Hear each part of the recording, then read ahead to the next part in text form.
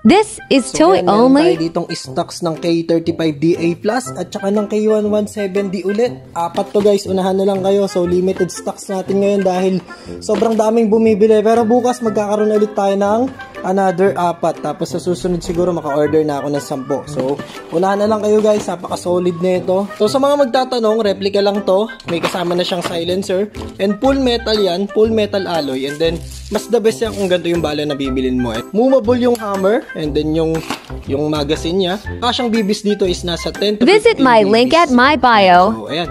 Bakal din yan guys, itong magazine niya. So sa mga magtatanong, full metal alloy siya. Replica lang din. Nakita nyo naman ang bala niya is bibis lang. At the best yan kung gantong bibis yung bibilin mo. Itong 0.20 grams and 2,000 shots na yan. And yung bibis na to is ito yung ginagamit pang airsoft gun. And wait, there's more! Kung mag-order kayo ngayon, may kasama pang sticker yan. Isang ganyan. And